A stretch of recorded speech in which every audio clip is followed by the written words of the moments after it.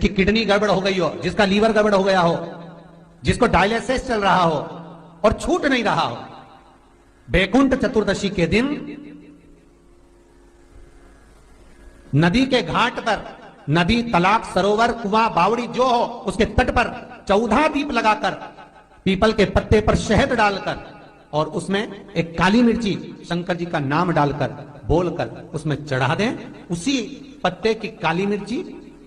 थोड़ा सा शहद घाट पर डाल दें और उस पत्ते को घर पर लेकर आ जाए। जिसको डॉक्टर ने कह दिया डायलिसिस होगा, किडनी लीवर गड़बड़ हो रहे हैं, बैकुंठ चतुर्दशी के दिन रात्रि को 14 दीप लगाकर जब घाट से आए, जिस व्यक्ति को रोग है, बीमारी है, उसको वो पत्ते समेत चटा दें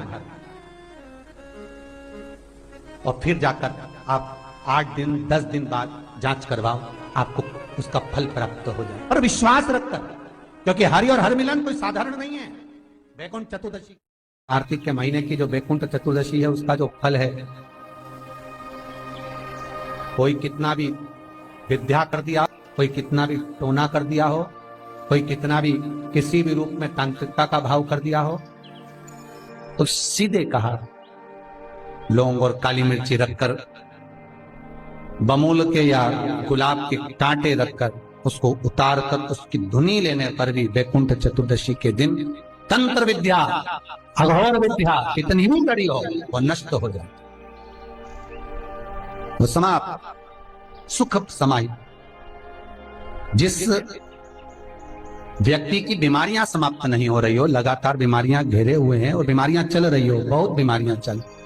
एक बीमारी से निपटे, दूसरी लग गई, दूसरी बीमारी से निपटे, तीसरी लग गई, तीसरी से निपटे, चौथी लग गई। महाराज, बैकुंठ चतुर्दशी के दिन जब भगवान नारायण मणिकर्णिका के घाट पर पहुंचते हैं, तंत्र विद्या, देव विद्या, अघोर विद्या, रतन विद्या, सारी विद्याओं का स्मरण बैकुंठ चतुर्दशी के दिन अच्छी अच्छी विद्या सब नारायण और शिव का स्मरण करती है। हमारी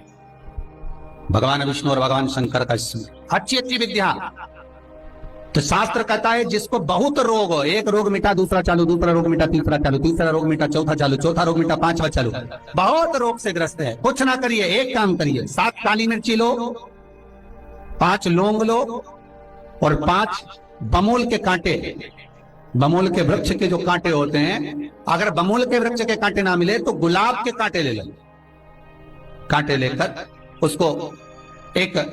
लाल पोटली में, एक लाल कपड़े में, छोटे से टुकड़े में उसको बांधकर, जो व्यक्ति बीमार है उसके ऊपर से हरि और हर का, भगवान शंकर का मूल मंत्र का स्मरण कर, अगर कोई मंत्र ना हो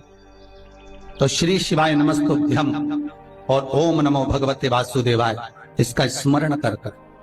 आप 21 बार उतार कर उसी व्यक्ति के सामने बाहर, घर के बाहर उस पोटली को जला दीजिए। उसकी धुआं उस जीव को लगने से जो निरंतर बीमार पड़ रहा है, निरंतर बीमारियां धीरे धीरे छूटने लगेगी। 14 दीप, क्योंकि बैकुंठ चतुर्दशी के दिन, हरि हर मिलन के दिन, सुबह और शाम को जो दीपदान करा उसका प्रमाण भले ना है, परंतु रात्रि को जो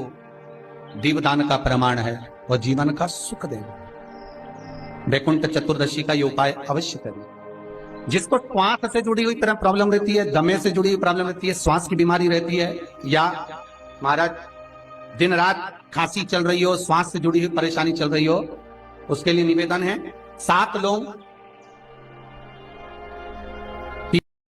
पीपल के पत्ते पर रख लीजिए